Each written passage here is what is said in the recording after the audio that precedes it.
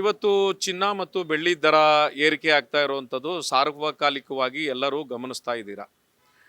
ಇವತ್ತಿನ ಪ್ರಪಂಚದ ರಾಜಕೀಯ ಬದಲಾವಣೆಗಳು, ಅಮೆರಿಕ ತನ್ನ ತೆರಿಗೆ ನೀತಿಗಳಿಂದ ಬೇರೆ ಬೇರೆ ದೇಶಗಳ ಮೇಲೆ ಏರ್ತಾ ಇರುವಂಥ ಒತ್ತಡಗಳಿಂದ ಮೊದಲೆಲ್ಲ ಏನಾಗ್ತಾ ಇತ್ತು, ಡಾಲರಲ್ಲೇ ಎಲ್ಲರೂ ವಿನಿಮಯವನ್ನು ಮಾಡ್ತಾ ಇದ್ರು, ಎಲ್ಲರೂ ಬಳಸ್ತಾ ಇದ್ರು ಡಾಲರ್ನ. 90% ಬಳಸ್ತಾ ಇದ್ರು. ಇವತ್ತೇನು ಅಮೆರಿಕ ತೆರಿಗೆ ನೀತಿಗಳಿಂದ ಕೆಲವು ದೇಶಗಳ ವಿರುದ್ಧ ಕ್ರಮ ತಗೊಂಡಿದೆ, ಆ ದೇಶಗಳು ತನ್ನ ಆರ್ಥಿಕತೆಯನ್ನು ಉಳಿಸಿಕೊಳ್ಳೋ ದೃಷ್ಟಿಯಿಂದ ಡಾಲರ್ ಬದಲಾಗಿ ಚಿನ್ನ ಮತ್ತು ಬೆಳ್ಳಿಯನ್ನು ಶೇಖರಣೆ ಮಾಡ್ತಾ ಇದ್ದಾರೆ. ಅದು ಪ್ರೈವೇಟ್ ಸೆಕ್ಟಾರ್ನಲ್ಲಿರ್ಬೋದು ಮತ್ತು ಗೌರ್ಮೆಂಟ್ ಸೆಕ್ಟಾರಲ್ಲಿರ್ಬೋದು. ಅಂದರೆ ಆಯಾ ಸರ್ಕಾರಗಳ ಕೇಂದ್ರೀಯ ಬ್ಯಾಂಕ್ಗಳು ಮತ್ತು ಅಲ್ಲಿಯ ಉದ್ಯಮಿಗಳು, ದೊಡ್ಡ ದೊಡ್ಡ ಕಂಪನಿಗಳು ಕೂಡ ಚಿನ್ನ ಬೆಳ್ಳಿಯನ್ನು ಮುಂದೆ ವಿನಿಮಯಕ್ಕೆ ತುಂಬ ಅಗತ್ಯವಾಗಿರೋದ್ರಿಂದ, ಆ ದೇಶದ ಆರ್ಥಿಕ ವ್ಯವಸ್ಥೆ ಉಳಿಬೇಕಾಗಿರೋದ್ರಿಂದ, ಯಾವುದೇ ದೇಶದ್ದಿರ್ಬೋದು, ಹಾಗಾಗಿ ಡಾಲರ್ಗೆ ಪರ್ಯಾಯವಾಗಿ ಚಿನ್ನ ಬೆಳ್ಳಿಯನ್ನು ಖರೀದಿ ಮಾಡ್ತಾ ಇರೋದ್ರಿಂದ ಚಿನ್ನ ಮತ್ತು ಬೆಳ್ಳಿ ಬೇರೆ ಜಾಸ್ತಿ ಆಗ್ತಾ ಇದೆ. ಮುಂದೇನೂ ಜಾಸ್ತಿ ಆಗುತ್ತೆ. ನಾನು ಈಗಾಗಲೇ ಹೇಳಿದ್ದೆ, ಈ 15,000 ರೂಪಾಯಿದು 25,000 ರೂಪಾಯಿಗೆ ಹೋಗ್ಬೋದು ಇನ್ನೊಂದು 7-8-9 ತಿಂಗಳಲ್ಲಿ ಚಿನ್ನ. 3-4 ತಿಂಗಳಲ್ಲಿ ಬೆಳ್ಳಿ 5 ಲಕ್ಷ ರೂಪಾಯಿ ತುಂಬ ಈಸಿಯಾಗಿ ಹೋಗ್ತದೆ. ಯಾಕೆಂದರೆ ಖರೀದಿ ಪ್ರಮಾಣ ಜಾಸ್ತಿ ಆಗ್ತಾ ಇದೆ. ಅವೈಲಬಿಲಿಟಿ ಏನು, ರಿಸೋರ್ಸ್ ಏನೈತೆ, ಆ ರಿಸೋರ್ಸು ತುಂಬ ಕಡಿಮೆ ಐತೆ. ಬೇಡಿಕೆ ಜಾಸ್ತಿ ಆಗಿರೋದ್ರಿಂದ ಸಹಜವಾಗಿ ಬೆಲೆಗಳು ಜಾಸ್ತಿ ಆಗ್ತಾ ಇರ್ತವೆ. ಯಾರೂ ಆತಂಕ ಪಡಬೇಕಾಗಿಲ್ಲ. ಇವತ್ತೇನು ನೀವು ಕೊಂಡ್ಕೊಂಡಿರ್ತೀರ ಅದ್ರ ಬೆಲೆ, ಚಿನ್ನದ ಬೆಲೆ ನಿಮಗೆ ಆದಾಯ ತರ್ತದೆ ಹೊರತು ಯಾವುದೇ ಕಾರಣಕ್ಕೂ ಅದರ ಬೆಲೆ ಇಳಿಮುಖವಾಗಿ ಆಗೋದೇ ಇಲ್ಲ. ಇಳಿಮುಖ ಅಂತಂದರೆ ನಿಮಗೆ 100, 200, 300, 400 ರೂಪಾಯಿಲಿ, ಅದರಲ್ಲಿ 20%, 30%, 50% ಆ ರೀತಿಯಲ್ಲಿ ಯಾವುದೇ ಇಳಿಮುಖ ಆಗುವಂಥ ಸಾಧ್ಯತೆ ಖಂಡಿತ ಇಲ್ಲ. ಯಾಕೆಂದರೆ gold is not a commodity, gold is an exchange money ಅಂತ ಹೇಳ್ತಾರೆ. ಚಿನ್ನ ಅನ್ನೋದು ವಿನಿಮಯದ ಹಣ. ನಾವು ಕೂಡ ನೋಟು ರೂಪಾಯಿ ಪ್ರಿಂಟ್ ಮಾಡಬೇಕಾದ್ರೆ ನಮ್ಮ ಸರ್ಕಾರದ ರಿಸರ್ವ್ ಬ್ಯಾಂಕ್ನಲ್ಲಿ ಎಷ್ಟು ಚಿನ್ನ ಇಟ್ಕೊಂಡಿದ್ದೀವಿ ಅದಕ್ಕೆ ಸಮ ಪ್ರಮಾಣದಲ್ಲಿ ಬ್ಯಾಲೆನ್ಸ್ ಮಾಡಿ ಪ್ರಿಂಟ್ ಮಾಡಬೇಕು. ಅಮೇರಿಕಾದಲ್ಲೂ ಅಷ್ಟೇ. ಬಟ್ ಅಮೇರಿಕಾದವರು ಏನೊಂದು ಸುಳ್ಳು ಕೆಲಸ ಮಾಡ್ತಾರೆ ಅಂತಂದರೆ, ಅವರಲ್ಲಿ ಚಿನ್ನ ಎಷ್ಟಿದೆಯೋ ಅದಕ್ಕಿಂತ ಹೆಚ್ಚಿನ ಪ್ರಮಾಣದಲ್ಲಿ ನೋಟನ್ನು ಸುಮ್ಮನೆ ಪ್ರಿಂಟ್ ಮಾಡಿ ಮಾಡಿ ಮಾಡಿ ಮಾಡಿ ಮಾಡಿ ಮಾಡಿ ಹಂಚುತ್ತಾ ಇದ್ದಾರೆ. ಹಾಗಾಗಿ ಅಲ್ಲಿ ಆರ್ಥಿಕ ವ್ಯವಸ್ಥೆ ಕುಸಿದು ಹೋಗ್ತೈತೆ. ಆಯ್ತಾ ಅಲ್ವಾ? ಲಕ್ಷಾಂತರ ಕೋಟಿಗಳು ಸಾಲ ಆಗೈತೆ, ಆರ್ಥಿಕ ಸಂಕಷ್ಟಕ್ಕೆ ಸಿಗಾಕೊಂಡೈತೆ. ಅದರಿಂದ ಬರಕ್ಕೆ ಅವ್ರು ಏನು ಮಾಡ್ತಾ ಇದ್ದಾರೆ, ಬೇರೆ ದೇಶಗಳ ಮೇಲೆ ತೆರಿಗೆ ಇರ್ತಾವ್ರೆ. ಇದು ಚಿನ್ನದ ವ್ಯಾಪಾರದ ಮೇಲೆ, ಚಿನ್ನದ ಉದ್ಯಮದ ಮೇಲೆ ಪರಿಣಾಮವನ್ನು ಬೀರ್ತಾ ಇದೆ. ಇದು ಪ್ರಮುಖವಾಗಿರುವಂಥ ಕಾರಣ. ಹಾಗಾಗಿ ಚಿನ್ನದ ಮೇಲೆ ಹೂಡಿಕೆ ಮಾಡುವಂಥ ಯಾರೇ ಇದ್ದರೂ ಕೂಡ, ನೀವತ್ತು 1 ರೂಪಾಯಿ ಹಾಕಿದರೆ ನಾಳೆ ಅದು 2 ರೂಪಾಯಿ ಆಗುತ್ತೆ. ಬೇರೆ ಯಾವುದೇ ವಸ್ತುಗಳಿರ್ಬೋದು, ನೀವು ಇವತ್ತು ಎಲೆಕ್ಟ್ರಾನಿಕ್ ಐಟಮ್ ಇರ್ಬೋದು, ಇವತ್ತು 1 ಲಕ್ಷ ರೂಪಾಯಿ ತಗೊಂಡ್ರೆ ನಾಳೆ ತಗೊಂಡು ಹೋದರೆ 50,000 ರೂಪಾಯಿ ಅಂತ ಹೇಳ್ತಾರೆ. ಕೆಲವು ವಸ್ತುಗಳಂತೂ ಇನ್ನೂ ಕಡಿಮೆ ಆಗಿಬಿಡ್ತದೆ. ಚಿನ್ನ ಮಾತ್ರ ನಿಮ್ಮ ಮೌಲ್ಯವನ್ನು ವೃದ್ಧಿಸ್ತದೆ.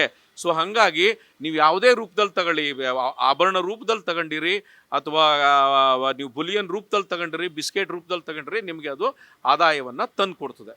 ಇದು ಇನ್ನು ನಾವು ನಮ್ಮ ಏನು ಕರ್ನಾಟಕದಾದ್ಯಂತ ಕೆಲವೊಂದು ಸೆಕ್ಯೂರಿಟಿ ಸಮಸ್ಯೆಯಿಂದ ಕೆಲವೊಂದು ಅಪರಾಧ ಪ್ರಕರಣಗಳು ನಡೀತಾ ಇದೆ.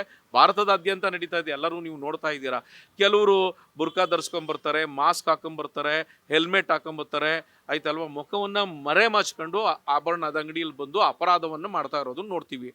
100ಕ್ಕೆ 95% ಇವತ್ತು ಯಾವುದೇ ನೀವು FIRಗಳನ್ನು ತೆಗೆದು ನೋಡಿದ್ರು ಈ ಒಂದು ಮುಸುಕುದಾರಿಗಳು ಇಂದ ಅಪಾಯ ಆಗ್ತಾ ಇದೆ.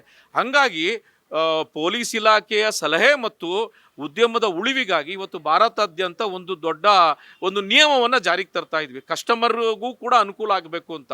ನೋಡಿ, ದುಬೈ ಅಂತ ಮುಸ್ಲಿಂ ದೇಶದಲ್ಲೇ ಕೂಡ ನೀವಲ್ಲಿ ಗೋಲ್ಡ್ ಸೂಕಲ್ಲಿ ನೀವು ಬುರ್ಕ ಹಾಕ್ಕೊಂಡು ಹೋಗಿದ್ದೇನೆ, ಮಾಸ್ಕ್ ಹಾಕ್ಕೊಂಡು ಮುಖ ಮುಚ್ಕೊಂಡು ಆಭರಣದ ಅಂಗಡಿ ಒಳಗೆ ಹೋಗೋಕ್ಕಾಗಲ್ಲ ಅಥವಾ ಅಲ್ಲಿ ವ್ಯಾಪಾರ ಮಾಡೋಕ್ಕಾಗಲ್ಲ. ಅಲ್ಲೇ ಪೊಲೀಸ್ನವ್ರು ಅಲ್ಲೇ ರಸ್ತೆಯಲ್ಲಿ ತಡೀತಾರೆ. ಸೊ ಇಲ್ಲೂ ಕೂಡ ನಾವು ಕರ್ನಾಟಕದಾದ್ಯಂತ ಕೂಡ ಈ ರೀತಿ ಬುರ್ಕಾ ಹಾಕ್ಕೊಂಡ್ರೆ, ಮಾಸ್ಕ್ ಹಾಕ್ಕೊಂಡ್ರೆ, ಹೆಲ್ಮೆಟ್ ಹಾಕ್ಕೊಂಡ್ರೆ ಅಥವಾ ಮುಖ ಮರೆ ಮಾಚ್ಕೊಂಡು ಬಂದವ್ರನ್ನ ಅಂಗಡಿ ಒಳಗೆ ಪ್ರವೇಶವನ್ನು ನಿಷೇಧ ಮಾಡಬೇಕು ಅನ್ನೋ ಮಟ್ಟಿನಲ್ಲಿ ಚಿಂತನೆ ನಡೀತಾ ಇದೆ. ಈಗಾಗಲೇ ಬಿಹಾರಲ್ಲಾಗಿದೆ, UP ಆಗಿದೆ, ಪಂಜಾಬಲ್ಲಾಗಿದೆ. ಎಲ್ಲ ರಾಜ್ಯಗಳಲ್ಲೂ ಕೂಡ ಅಲ್ಲಿಯ ಟ್ರೇಡ್ ಬಾಡಿಗಳು, ಆರ್ಗನೈಸೇಷನ್ಸ್ಗಳು ಈ ಒಂದು ಏನು ಸ್ಟೆಪ್ಪನ್ನು ಮುಂದಕ್ಕೆ ತಗೋತಾ ಇದ್ದೀವಿ. ಇದು ನಾವು ವ್ಯಾಪಾರಿಗಳು, ನಮ್ಗೆ ಯಾವ ಧರ್ಮ ಬೇರೆ ಏನೂ ಇಲ್ಲ. ರಕ್ಷಣೆ, ಗ್ರಾಹಕರ ಒಳಗಡೆ ಕೂತಿರೋ ಗ್ರಾಹಕರು ಇರ್ತಾರೆ. ಎಷ್ಟೋ ಪ್ರಕರಣಗಳಲ್ಲಿ ಅಂಗಡಿಲಿರೋ ಚಿನ್ನ ಅಲ್ಲದೆ ಗ್ರಾಹಕರ ಒಳಗಡೆ ಕೂತಿರೋ ಗ್ರಾಹಕರ ಆಭರಣಗಳನ್ನು ಕೂಡ ದರೋಡೆ ಮಾಡಿರುವಂಥ ಪ್ರಕರಣಗಳಿವೆ. ಹಂಗಾಗಿ ನಮ್ಮಲ್ಲಿ ಇರುವಂಥ ಸ್ಟಾಫ್ಗಳು ಅಥವಾ ಬರೋ ಗ್ರಾಹಕರು ಮತ್ತು ನಮಗೆ ಎಲ್ಲರ ಸೇಫ್ಟಿ ದೃಷ್ಟಿಯಿಂದ ಪೊಲೀಸ್ ಇಲಾಖೆಯ ಸಲಹೆ ಮೇರೆಗೆ ಈ ಬುರ್ಕಾದಾರಿಗಳು, ಮಾಸ್ಕ್ ದಾರಿಗಳು, ಹೆಲ್ಮೆಟ್ ಹಾಕ್ಕೊಳ್ಳುವಂಥವ್ರು, ಮುಖ ಮುಚ್ಕೊಳ್ಳುವಂಥವ್ರನ್ನ ಅಂಗಡಿ ಒಳಗೆ ಪ್ರವೇಶವನ್ನು ಕಾರ್ಯಕ್ರಮವನ್ನು ನಿಷೇಧ ಮಾಡ್ತೀವಿ. ಹಬ್ಬ ಆದಮೇಲೆ ನಮ್ಮಲ್ಲಿ ಜನರಲ್ ಬಾಡಿ ಮೀಟಿಂಗು ಆಗಬೇಕಾಗಿದೆ. ಅದರಲ್ಲಿ ಆ ರೆಸೊಲ್ಯೂಷನ್ ಪಾಸ್ ಆಗುತ್ತೆ ಕರ್ನಾಟಕದಲ್ಲಿ. ಈಗ ನೋಡಿ, ಗೋಲ್ಡನ್ನು ಪರ್ಚೇಸ್ ಮಾಡಬೇಕಾದಾಗ 2 ಲಕ್ಷ ರೂಪಾಯಿವರೆಗೆ ನಗದು ಮಿತಿ, ಕ್ಯಾಶ್ ಲಿಮಿಟ್ ಇರ್ತದೆ. ಅದಾದಮೇಲೆ ಸಹಜವಾಗೇ ನೀವು RTGS ಅಲ್ಲಿ ಮಾಡಬೇಕು ಅಥವಾ ಚೆಕ್ಕಲ್ಲಿ ಕೊಡಬೇಕು ಅಂತ ಹೇಳ್ತಾರೆ. ಆ ಥರ ಮಾಡಿದರೆ ಇವತ್ತೆಲ್ಲ ಪ್ಯಾನ್ ಕಾರ್ಡು ಮತ್ತು ಆಧಾರ್ ಕಾರ್ಡು ಎಲ್ಲ ಬ್ಯಾಂಕಿಗೂ 95% ಲಿಂಕ್ ಆಗೋಗ್ಬಿಟ್ಟಿರುತ್ತೆ.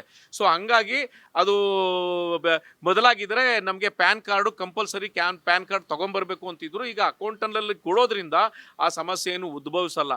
ಸಹಜವಾಗಿ ಭಾರತದಂಥ ದೇಶದಲ್ಲಿ ನೀವು ಇದೊಂದು ಮಾನಸಿಕವಾಗಿ, ಸಾಂಸ್ಕೃತಿಕವಾಗಿ ಮತ್ತು ಏನು ವೈಯಕ್ತಿಕವಾಗೂ ಕೂಡ ಭಾರಿ ಸಂಗ್ರಹಕ್ಕೆ ಯೋಗ್ಯವಾಗಿರುವಂಥದ್ದು ಚಿನ್ನ ಮತ್ತು ಬೆಳ್ಳಿಗೆ, irrespective of cost and religion.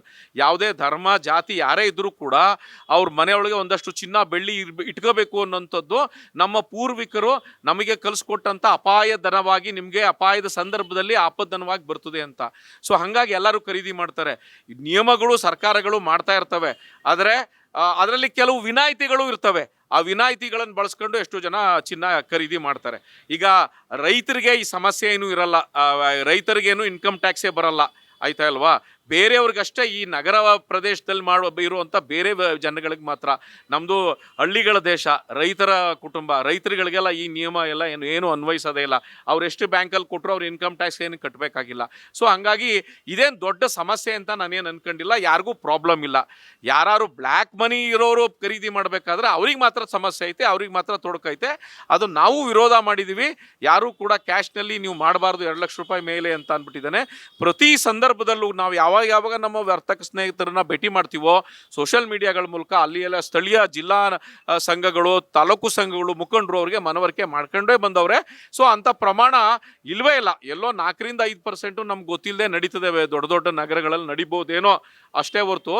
But 95% ಎಲ್ಲರೂ ಕೂಡ GST ಇದೆ ಇವತ್ತು, ಕಾನೂನುಬದ್ಧವಾಗಿ ಮಾಡ್ತಾರೆ. ಯಾಕೆಂದರೆ ಏನಾದ್ರು ಸಮಸ್ಯೆ ಆಯಿತು ಅಂತಂದರೆ ನಾವು ಲೆಕ್ಕ ಕೇಳ್ತಾರೆ, ಸಾರ್ವಜನಿಕರು ಲೆಕ್ಕ ಕೇಳ್ತಾರೆ, ಸರ್ಕಾರನೂ ಲೆಕ್ಕ ಕೇಳ್ತಾರೆ, ಪೊಲೀಸ್ನವ್ರು ಕೇಳ್ತಾರೆ, ಲೇಬರ್ ಡಿಪಾರ್ಟ್ಮೆಂಟ್ ಕೇಳ್ತಾರೆ.